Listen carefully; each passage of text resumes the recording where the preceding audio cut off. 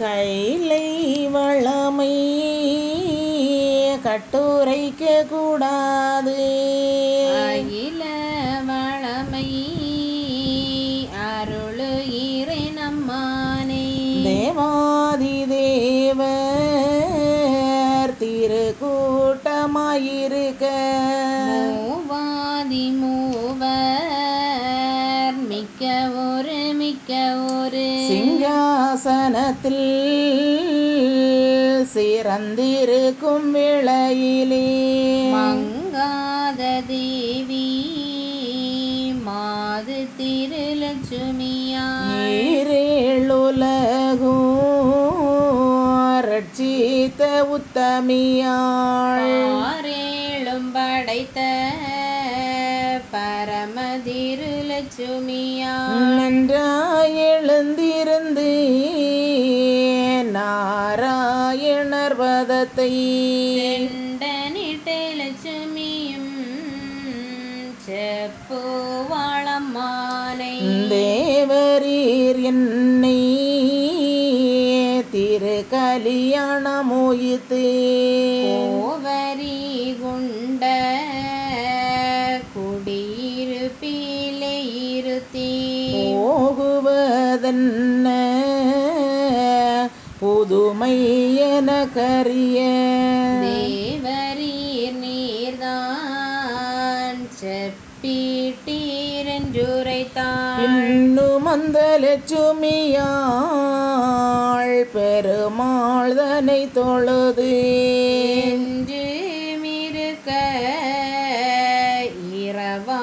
இரவாதிருப்போனே. ஆதியால் சூட்சம் அளவெடுக்க கூடாத நாதியாய் நின்ற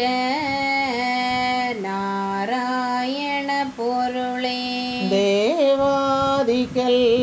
தேவாதிக்கெல்லாம் திருமுதலாய் நின்றோனே மூவாதிக்கெல்லாம் முதன்மையாய் நின்றோனே. உமக்கு எதிரி உலகமதில் உண்டோகான் தமக்கு எதிரி வந்த தன்மை மிக உரையும் உகத்து குகம்பிறந்து உலகிடத்திலே இருக்க அகத்து வந்த நியாயம் அருளுமென்றாலம்மானை. என்று திருவோம்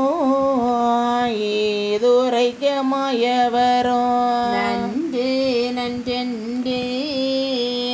நாராயணருரைப்பார். சக்தி சீமமும் தானுதித்த காலம் அதில் எத்திசையும் நாம் இருபேர் பிறப்பதிலும் ருத்திரரும் மகேசுரர் உதித்து வந்த நாளதிலும் பக்தியுள்ள தேவர் பரநாதர் நளதிலும் வானோர்கள் தெய்வார் மறைவேத சாஸ்திரமும் ஈனமாய் சண்டன் இவன் பிறந்த நாளையிலும் ஆதித்தன் வாயு அண்ட பிண்டம் தோன்றிய பின் ஈதுதித்த காலம் ராட்சியமொன்றுண்டு கண்டாய். ஔகத்தை கண்டு ஆதி பிரம்மா மகிழ்ந்து இவ்வுகத்து நாம் என்ன விடுவோமென்று மாலும் பிரம்மாவும் மாயாதிருப்போனோ ஆலோசித்து ஆகமத்தை தான் பார்த்து நீடிய யுகம் எனவே நியம் துருதி கொண்டு தேடிய முப்பொருளும் செப்பினர் காணம்மானை. ஔகத்தை ஈசரார் பறித்த காலமதில் இவ்வுக குலத்துக்காரை இருத்துவோம் என்று சொல்லி எல்லோரும் கூடி இதமீ தரம்மானே தில்லையாயீசன் திருவேள்விதான் வளர்க்க நல்லையா வேள்வி நன்றாய் வளர்ந்திடவே பிறந்தான் ரோணி பெரிய மலை போலே அறந்தான் அறியா நியாய கெடனுமாய் பிண்டம் நிறையும் பொல்லாதான் தன்னுடம்பு அண்டம் அமைய அவன் பிறந்தானம்மானே முகங்கண்களெல்லாம் முதுகு பிரமேலாட நகக்கரங்கள் ஓடி கால்கள் ஒரு கோடி தவங்கள் அறியா சண்டி தடிமோடன் குருணி அவனுயரோ கோடி 4 முழமாய் கைலை கிடுகிடன்றும் கால் மாறி வைகையிலே அகிலாங்கிடுகிடனோ அவன் எழுந்தாலம்மானே இப்படியே குரோணி என்ற ஒரு அரசன் முப்படியே நீடிய யுகத்தில் இருந்தான்கான் இருந்து சில நாள் இவன் தூங்கி தான் விழித்து அருந்தும் பசியால் அவன் உயர்ந்து பார்ப்பளவில் பாருங்கங்கானான் பல பேருடல் காணான் பாரதி நீரை வாரி விழுங்கினன்கான் கடல் நீரத்தனையும் கடவாய் நனையாமல் உடலெல்லாம் மேத்த போதிக்குதென வெகுண்டு அகில முழுங்க ஆர்ப்பரித்து நிற்பளவில் கைலைதனை கண்டு கண்கள் மிக கொண்டாடி ஆவி எடுத்து அவன் விளங்கும் அப்போது தாவி குதித்து தப்பினார் மாயவரும் ஓடி மண்ணுலகம் புகுந்து தூயவரும் அங்கே சிவனை மிக நினைத்து தவசீர்ந்தார்கான் தாமோதரனாரும் தவசுதனிலீசன் சந்நியாசி போலே வந்து ஆறு நீ இந்த ஆளவனந்தனிலே ஏது நீ தவசு என்னை நினைந்தவாறேது என்று சந்நாசி இது உரைக்க மாயவரும் பண்டுபட்ட பாட்டை பகர்ந்தாரவரோடே கைலையமலோகம் கரை கண்ட சக்தி வரை அகிலமதை குரோணி அசுரன் என்ற மாபாவி விழுங்கினான் நானும் உபாயமாய் தப்பி வந்தேன் பளிங்கு மலைநாதன் பரதேவாதி முதல் பண்டு போல் நாளும் பதியில் இருந்திடவும் என்றும் கையிலை இலங்கி இருந்திடவே ஒன்று செய்த பாவி முகமும் அவனுடம்பும் துண்டாரதாக தொல்புவியில் இட்டிடவும் கண்ட கண்ட ஓட கடிய வரமனக்கு பண்டமிழீர் நீரோ அந்தரவேதவசிருந்தேன் என்று திருமால் எடுத்துரைக்க ஈச மன்றுதனை அளந்த மாலோடுரைக்கலுற்றார் கேளாய் நீ விஷ்ணுவே